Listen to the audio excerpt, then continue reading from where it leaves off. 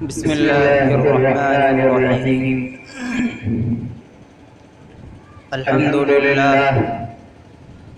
لله نحمده ونستعينه ونستغفره ونعوذ بالله من شرور أنفسنا ومن سيئات أعمالنا. قال الله تعالى: لن ينال الله لحومها ولا دماؤها ولكن يناله التقوى منكم. وقال النبي صلى الله عليه وسلم: من وجد سعة لأن يضحي ولم يضحي فلا يقربن مصلانا، أو كما قال رسول الله صلى الله عليه وسلم. میرے محترم بزرگوں، اسلامی بھائیوں، سب سے پہلے میں تمام حضرات کو عید الاضحیٰ کی مبارکباد پیش کرتا ہوں. ہمارا یہ تہوار اور ہماری یہ خوشی کا موقع اسلام میں دوسری خوشی کا موقع ہے. عید الفطر کے موقع پر میں نے آپ کے سامنے یہ بات رکھی تھی کہ جس طریقے سے دنیا کی تمام قومیں سال میں کسی نہ کسی دن خوشی منایا کرتی ہیں، اسی طریقے سے مسلمانوں کے بھی سال میں خوشی کے 2 دن متعین ہیں. اگر آپ دنیا کی دیگر قوموں کو دیکھیں گے تو آپ کو پتہ چلے گا ہر قوم جو خوشی مناتی ہے اس کی وجہ یہ ہے کہ ماضی میں ان کے آباء و اجداد نے اس دن کوئی بڑا کارنامہ انجام دیا ہے، یا پھر ان کے کسی بزرگ کی پیدائش ہوئی ہے، یا کسی خاص موقع کو دیکھ کر کے وہ خوشی منایا کرتے ہیں. لیکن اگر آپ اسلام کی تاریخ دیکھیں تو آپ کو ایسا نہیں ملے گا. اسلام کی عبادات سب سے منفرد، سب سے جداگانہ اور امتیازی شان رکھتی ہیں. مسلمان جب ماہ رمضان کے روزے رکھتے ہیں تو اللہ رب العزت ان کو عید الفطر کی خوشی عطا فرماتے ہیں، اور جب حجاج کرام حج ادا کرتے ہیں اور سنت ابراہیمی کو زندہ کرنے، اس یادگار کو تازہ کرنے کی خاطر اللہ کے نام پر اپنے جانوروں اور اپنے مال کو قربان کرنے کی خاطر اللہ رب العزت ہمیں خوشی کا ایک دوسرا موقع دیتے ہیں، جس کو ہم اور آپ عید الاضحیٰ کہتے ہیں، جس کو آج ہم اس جگہ دیکھ رہے ہیں. تو مسلمانوں کے 2 تہوار سال میں ہیں، ایک عید کے نام سے ہے، دوسرا بقرعید کے نام سے ہے. آج اس تہوار کو ہم اپنی آنکھوں سے دیکھ رہے ہیں. اتنی بات سمجھنے کے بعد میں آپ کو یہ بتاتا چلوں کہ آج کی دنیا سائنس کی دنیا ہے، ٹیکنالوجی کی دنیا ہے، عقلیات کی دنیا ہے. لوگ عقل کے پجاری، عقل کے پرستار بن چکے ہیں. ہر چیز کو عقل کے ترازو میں تولنا چاہتے ہیں، ہر چیز کو عقل کے ساتھ توازن کرتے ہیں. یہ نہیں دیکھتے کہ کون سی چیز عقل میں آنے والی ہے اور کون سی چیز عقل میں آنے کے قابل نہیں. اسلامیات، غیر اسلامیات، جن چیزوں کا تعلق دنیا سے ہے ان کو بھی، جن کا تعلق آخرت سے ہے ان کو بھی، جنت، دوزخ، جہنم، حشر، قبر، سبھی کو ایک طرف سے سب کو عقل کے ترازو میں تولنے کی کوشش کی جا رہی ہے. کیا یہ ساری چیزیں عقلاً ممکن ہیں؟ بڑے سارے جوابات علماء نے دیے ہیں. ہمارا قربانی کا موسم آتا ہے، مسلمان قربانی کرتے ہیں، اور آج کی یہ کوئی نئی تاریخ قربانی کی نہیں ہے، صدیوں سے قربانی ہوتی چلی آ رہی ہے. ابھی میں آپ کو بتاؤں گا قربانی کی ابتدا کب سے اور کہاں سے ہوئی تو آپ کو پتہ چلے گا کہ صرف مسلمان قوم نے یہ گڑھ نہیں لیا ہے، مسلمانوں کی یہ ایجاد نہیں ہے، بلکہ دنیا کے پہلے انسان حضرت آدم علیہ السلام کے بیٹوں نے قربانی پیش کی تھی. پہلے انسان سے قربانی کی ابتدا ہو چکی ہے. لیکن اس کے باوجود آج کا دور یہ ہے جس دور میں انسان ہر چیز کو عقل کے ترازو میں تولنے کی کوشش کر رہا ہے. ایسے حالات میں جب مسلمانوں پر قربانی کا موقع آتا ہے تو بڑے سارے اعتراضات کی بھیڑ لگ جاتی ہے مسلمانوں کے خلاف. کوئی کہتا ہے کہ قربانی کے نام پر لاکھوں روپیہ ضائع کر دینا، کوئی کہتا ہے جانوروں پر ظلم کرنا ہے، کوئی کہتا ہے کہ قربانی یہ عقل کے خلاف ہے، کوئی کہتا ہے قربانی ہمیں سمجھ میں نہیں آتی، کوئی کہتا ہے کہ اسلام ایسا حکم کس طرح دے سکتا ہے جس میں جانوروں کا خون بہایا جا رہا ہو۔ آپ ذرا سوچیں تو صحیح، ایک شخص آئے اور آپ سے کہے کہ آپ قربانی کیوں کرتے ہیں؟ آپ فرمائیں گے کہ رسول اللہ کا ارشاد ہے ما هذه الأضاحي یا رسول اللہ، اے اللہ کے رسول قربانی کیا ہے؟ آپ نے جواب دیا سنت ابیکم ابراہیم علیہ السلام، تمہارے ابا جان حضرت ابراہیم کی سنت ہے۔ کوئی اعتراض کر سکتا ہے کہ اے مسلمانوں تم قربانی کس لیے کرتے ہو؟ ابراہیم کی یادگار کو تازہ کرتے ہو نا؟ اگر یہی بات ہے تو تم شخصیت پرست ٹھہرے، تم تو حضرت ابراہیم کی پوجا کر رہے ہو۔ تو ان کو جواب دینا چاہیے، ہمارے اور آپ کے ذہنوں میں یہ بات رہنی چاہیے، کسی کا اعتراض ہو جواب ہمارا ہو، اور یاد رکھیے ہمیشہ سوال کا جواب نہیں ہوتا ہے، کبھی سوال پر سوال کا جواب ہوتا ہے، اور کبھی سوال کا جواب ہوا کرتا ہے۔ میں آپ کے سامنے چند اعتراضات قائم کرتا ہوں اور پھر ان کے جوابات دیتا ہوں، آپ ذرا میری بات کو توجہ سے سنیے گا۔ سب سے پہلا اعتراض یہ ہے کہ قربانی شخصیت پرستی ہے، مطلب یہ ہے کہ اس مسلمان جو قربانی کرتے ہیں وہ حضرت ابراہیم علیہ السلام کی یادگار کے لیے قربانی کرتے ہیں۔ دنیا میں اگر کسی کو یاد کیا جاتا ہے، کسی نے بڑا کارنامہ انجام دے دیا ہو تو اس کو یاد کرنے کا طریقہ جو اپنایا جاتا ہے دنیا میں وہ یہ ہے کہ اس کی تصویریں چوراہوں پر بنا دی جاتی ہیں، کتابوں میں اس کی تصویریں لگا دی جاتی ہیں، اور بچے ان کو پڑھتے ہیں، ان کی تاریخوں کو پڑھتے ہیں، اس طریقے سے ان کو یاد کیا جاتا ہے۔ لیکن آپ ذرا بتائیں کیا چوراہے پہ لگی ہوئی ہر تصویر کی تاریخ آپ جانتے ہیں یہ کون شخص تھا؟ یقیناً نہیں جانتے۔ تو یادگار کا یہ طریقہ بہت پرانا ہے، کوئی نہیں جانتا۔ حضرت ابراہیم علیہ السلام کی یادگار، ان کی اداؤں کو جب محفوظ کرنے کا نمبر آیا تو اللہ نے ان کی تصویریں نہیں بنوائی، ان کے مجسمے نہیں بنوائے، کتابوں میں تو لکھا، قرآن میں لکھ دیا اللہ رب العزت نے۔ ساتھ ہی یادگار کا سب سے فرسٹ اور سب سے بہترین طریقہ جو ہو سکتا تھا وہ یہ تھا کہ ابراہیم کے جو کارنامے تھے انہوں نے اپنے رب کے نام پر اپنے قصہ عزیز اسماعیل کو ذبح کرنے کی کوشش کی تھی۔ اے مسلمانوں ابراہیم کو یاد کرو، اور یادگار کا طریقہ یہ ہوگا کہ ہر سال منبر و محراب سے تمہیں ابراہیم اور ان کے بیٹے کی تاریخ بتائی جائے گی، اور ہر سال تمہیں ابراہیمی سنت کو زندہ کرنا ہے، یعنی اپنے رب کے نام پر قربانیاں کرنی ہیں۔ ہزار سال گزر گئے، آج تک دنیا حضرت ابراہیم حضرت اسماعیل علیہ السلام کو جانتی ہے۔ کیا بہترین طریقہ ہے جس بنا پر حضرت ابراہیم علیہ السلام کی یادگار کو محفوظ کیا گیا۔ صحابہ نے پوچھا یا رسول اللہ ما هذه الاضاحی، قربانی کیا ہے؟ آپ نے جواب دیا سنت ابیکم ابراہیم، تمہارے ابا جان کی سنت ہے۔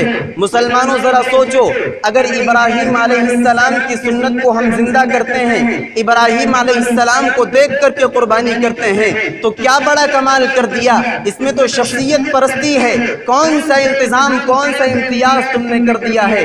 مسلمانوں سنو، اس کا جواب ہمارے پاس یہ ہے، قرآن کی تاریخ اٹھاؤ، ایک قربانی کی ابتدا صرف حضرت ابراہیم سے نہیں ہے۔ حضرت ابراہیم علیہ السلام تو بہت بعد کے انسان ہیں، دنیا کے سب سے پہلے انسان حضرت آدم علیہ السلام کی تاریخ اٹھا کر کے دیکھو، جو انسانیت کے باپ ہیں، تمام انسانیت کے باپ کی حیثیت رکھنے والے، ابو الآدم کی حیثیت رکھتے ہیں۔ قرآن کہتا ہے اذ قربا قربانا فتقبل من احدهما ولم يتقبل من الاخر۔ حضرت آدم کے دو بیٹے تھے، ایک کا نام حابیل تھا، دوسرے کا نام قابیل تھا، چنانچہ ان دونوں میں آپس میں ایک تنازع ہوا، ایک جھگڑا ہوا۔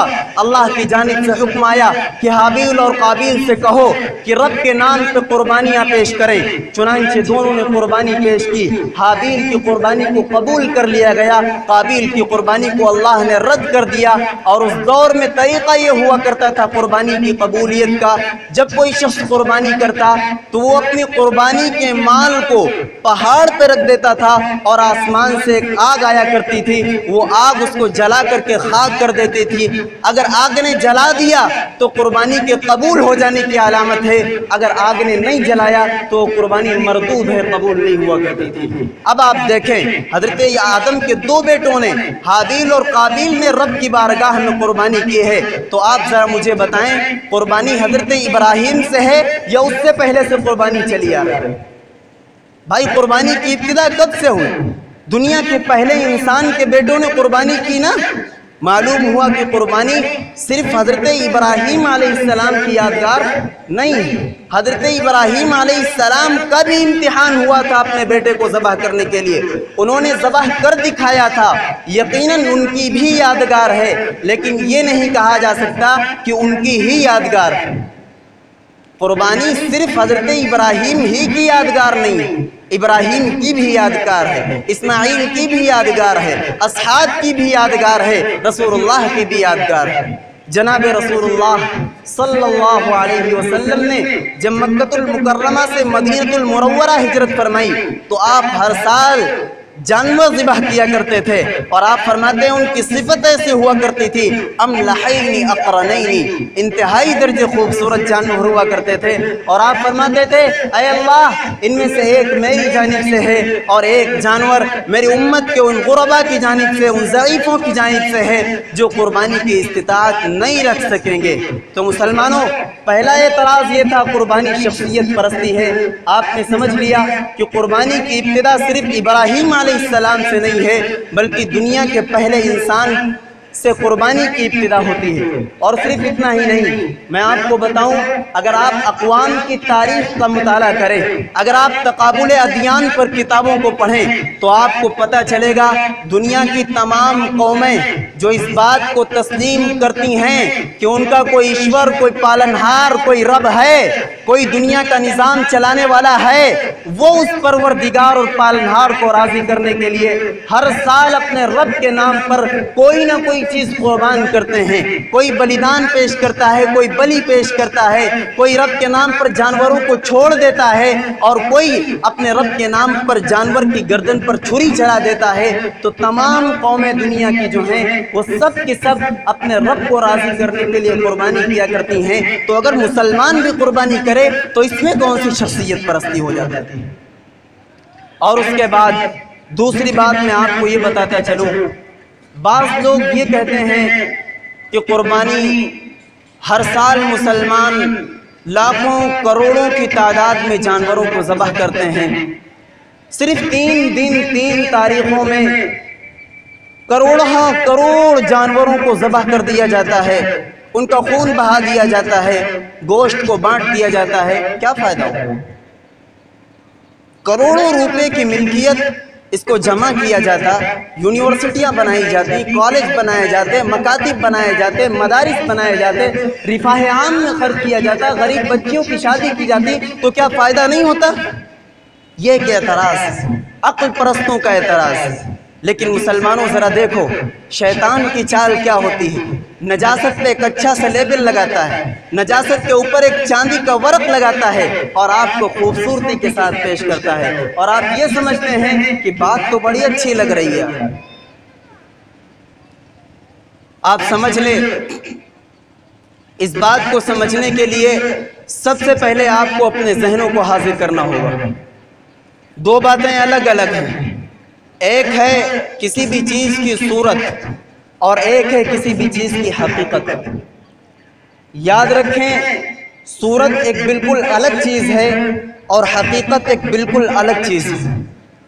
जहाँ पर सूरत पाई जाएगी वहाँ हकीकत पाई जाएगी, जहाँ हकीकत पाई जाएगी वहाँ सूरत पाई जाएगी। ऐसा हरगिज़ नहीं हो सकता कि हकीकत पाई जाए और सूरत ना पाई जाए। ये भी नहीं हो सकता कि सूरत पाई जाए और हकीकत ना पाई जाए। जब जब और जहाँ जहाँ हकीकत पाई जाएगी उसके पीछे एक सूरत ज़रूर पाई जाएगी। ये बात नामुमकिन है कि सूरत ना हो और हकीकत मिल जाए। अब इसकी मिसाल आप समझें, बात थोड़ा सा मुश्किल है, जहन हाजिर रखिएगा। इंसान कब तक जिंदा हो? انسان کی زندگی اس وقت تک ہے جب تک اس کے جسم کے اندر روح باقی ہے۔ اگر انسان کے جسم سے روح نکل جائے تو انسان کا جسم بے قابو ہو جاتا ہے، جسم کی حیثیت ایک مردار کی ہو جاتی ہے۔ ایک انسان ابھی تھوڑی دیر پہلے چل رہا تھا، کھا پی رہا تھا، بات کر رہا تھا، تھوڑی دیر کے بعد اس کے جسم سے روح نکل گئی، وہ بولتا نہیں۔ ایک چھوٹا بچہ آپ سے سوال کرتا ہے، ابا جان چچا بول رہے تھے ابھی، بھائی صاحب ابھی چل رہے تھے، اتنی جلدی خاموش کیوں؟ بولتے کیوں نہیں؟ جواب کیوں نہیں دیتے؟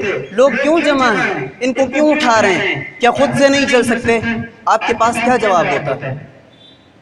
آپ کہتے ہیں بیٹا یہ اللہ کے یہاں پہنچ گئے، ان کی روح نکل گئی، اب ان کے ہاتھ پیر کام نہیں کر سکتے، ان کے اعضاء کام نہیں کر سکتے، اب یہ مجبور محض ہیں، کوئی اٹھا کر کے لے جائے، قبر تک پہنچا دے، کفن پہنا دے تو اس کا احسان ہوگا، ورنہ یہ ایک نعش ہے جو پڑی کی پڑی رہ جائے گی۔ تو اب آپ دیکھیں انسان کا وجود، ہاتھ بھی ہیں، کان بھی ہیں، ناک بھی ہے، پیر بھی ہیں، تمام اعضاء ہیں، ابھی روح نکلی ہے، لیکن کیا ہوا اچانک سے؟ آنکھ قوت بینائی سے محروم ہے، کان قوت سماعت سے عاجز ہیں، زبان قوت گویائی سے محروم ہے، کیوں نہیں بول پا رہا ہے؟ کیوں نہیں سن پا رہا ہے؟ جواب یہی ہوتا ہے کہ روح نکل گئی۔ انسان کے جسم کے اندر، اس ڈھانچے کے اندر جو پوشیدہ ایک روح ہے، وہی روح جو ہے وہ انسان کی حقیقت ہے۔ جب تک وہ حقیقت نہیں پائی جائے گی تب تک انسان کی صورت نہیں پائی جا سکتی ہے، اور جب تک انسان کی صورت نہیں پائی جائے گی تب تک انسان کی حقیقت بھی نہیں پائی جائے گی۔ تو آپ نے یہ دو چیزیں سمجھیں، ایک انسان کی صورت ہے جو اس کا جسم ہے، اور ایک انسان کی حقیقت ہے جو اس کے اندر موجود ایک روح ہے۔ اگر روح نہ ہو تو انسان کا جسم بھی گل جاتا ہے، سڑ جاتا ہے، بیکار ہو جاتا ہے۔ اسی طریقے سے اگر انسان کی صورت نہ ہو تو اس کی حقیقت بھی پائی نہیں جاتی۔ اللہ رب العزت کا ارشاد ہے لَن يَنَالَ اللَّهَ لُحُومُهَا وَلَا دِمَاؤُهَا وَلَكِن يَنَالُهُ التَّقْوَىٰ مِنكُمْ۔ یہ قربانی کا دن ہے۔ اب آپ دیکھیں جس طریقے سے میں نے ایک ضابطہ قائم کیا کہ ہر چیز کی ایک صورت ہوتی ہے اور ہر چیز کی ایک حقیقت ہوتی ہے، حقیقت بغیر صورت کے اور صورت بغیر حقیقت کے نہیں پائی جا سکتی۔ اب آپ قربانی کے فلسفے کو عقل میں لائیں۔ قربانی کی صورت کیا ہے؟ ایک جانور کو قبلہ رخ لٹانا اور اس کی گردن پہ چھری پھیر دینا، خون کو بہا دینا، یہ قربانی کی صورت ہے۔ قربانی کی حقیقت کیا ہے؟ آپ قرآن اٹھائیں، اللہ کہتا ہے لَن يَنَالَ اللَّهَ لُحُومُهَا وَلَا دِمَاؤُهَا وَلَكِن يَنَالُهُ التَّقْوَىٰ مِنكُمْ۔ قربانی کی روح جو ہے، اس کی حقیقت جو ہے وہ تقویٰ ہے۔ یاد رکھیں قربانی کی حقیقت کا وجود اس وقت تک نہیں ہو سکتا ہے جب تک کہ قربانی کی صورت نہ پائی جائے۔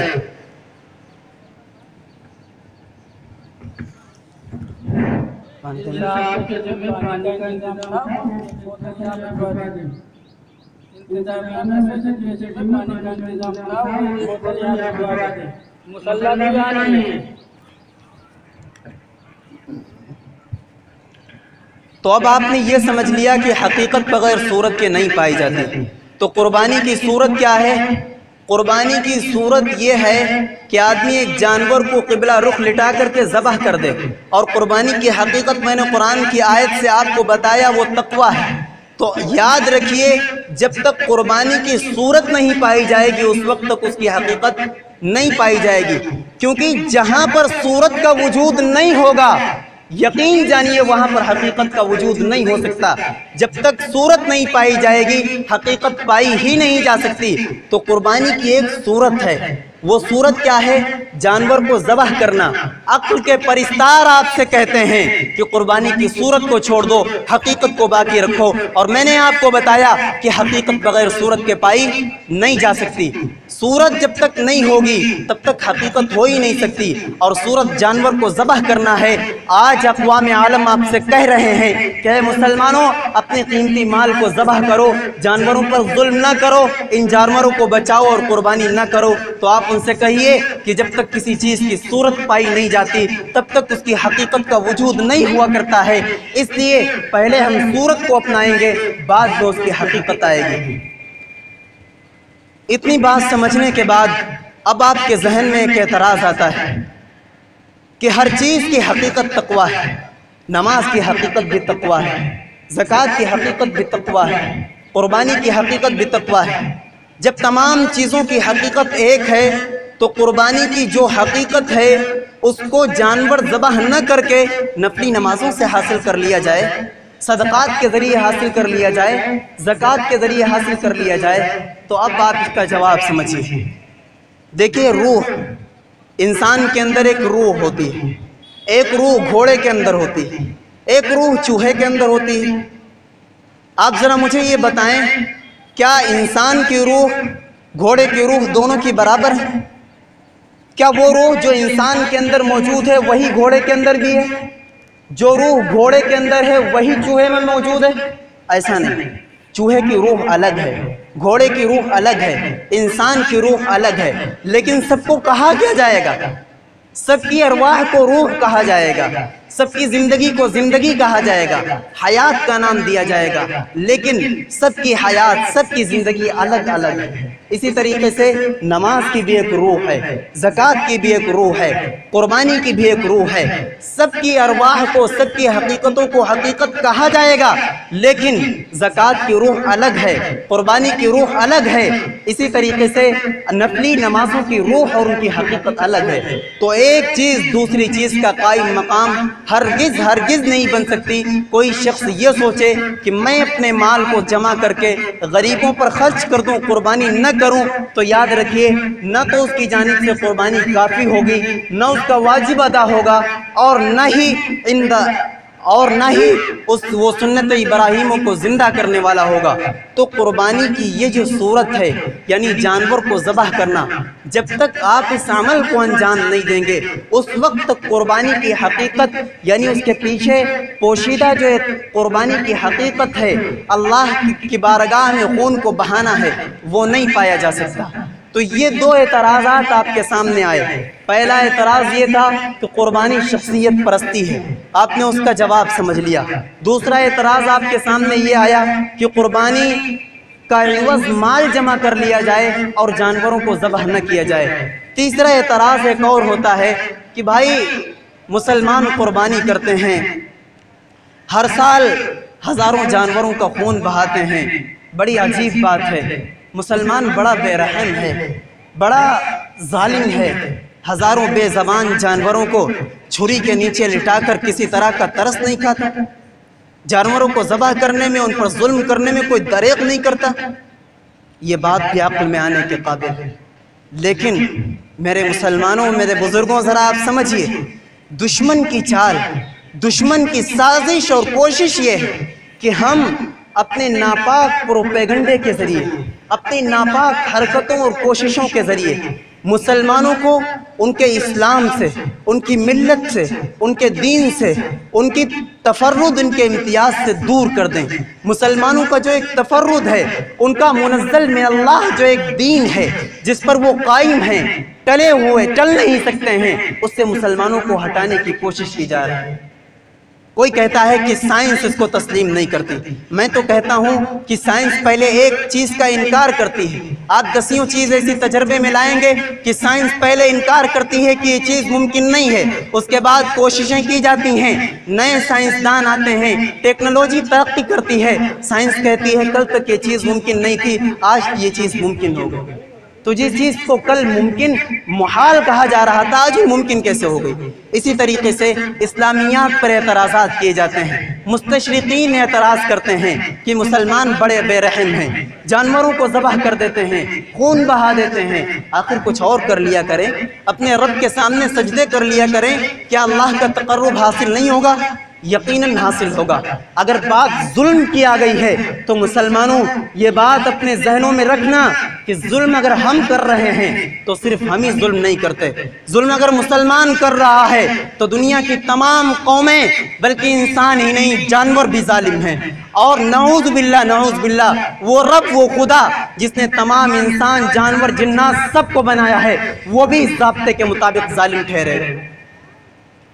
اگر قربانی کے جانور کی گردن پہ چھری پھیرنا ظلم ہے تو آپ ذرا مجھے بتائیں، آپ کے گھر میں ایک سانپ نکلتا ہے، فوراً آپ اس کے منہ کو کچل دیتے ہیں، کیا یہ ظلم نہیں ہے؟ ایک بچھو آپ کے कमरे में निकलता है, आप उसको फौरन दबोच लेते हैं। क्या ये जुल्म नहीं है? आपके घर में चूहे हैं, मच्छर हैं, हजारों तरह के तकलीफ दे जानवर, आप उनको कत्ल करने में, ज़बह करने में कोई दरेग नहीं करते। क्या ये जुल्म नहीं है?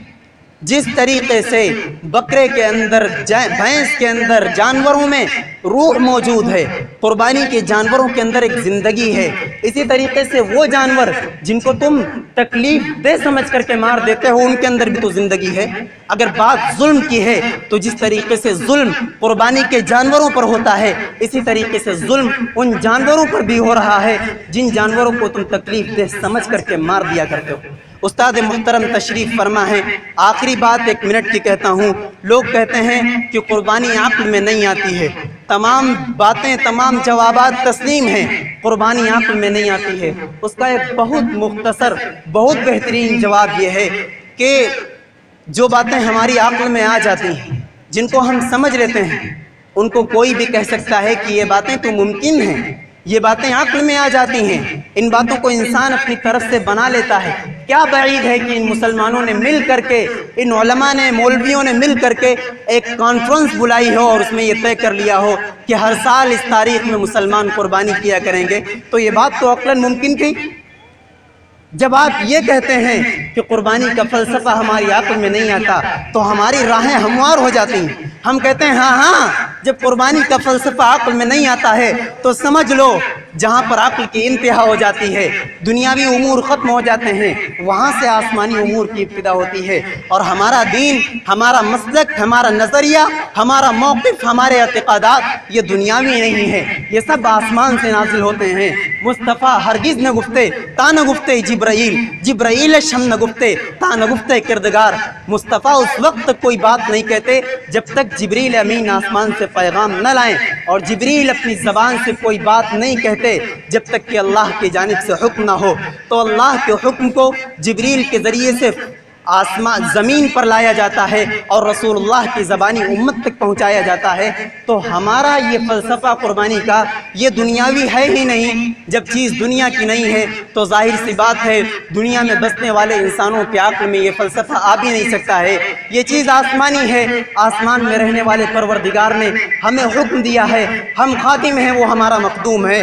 हम इसी बिना पर, इसी बुनियाद पर कुर्बानी किया करते हैं। और सुन लो, कुर्बानी पर एतराज़ात करने वालों, अल्लाह की कसम, अगर वहाँ इस्माइल की गर्दन पे छुरी चल जाती तो हम मुसलमान आज अपने जानवरों को ज़बह करते हैं। वल्लाह हम अपने बेटों की गर्दनों पर छुरी चलाने से हरगिज़ दरेग नहीं करते। इस बात पर मैं अपनी बात को ख़त्म करता हूँ। वमा तौफ़ीक़ी इल्ला बिल्लाह।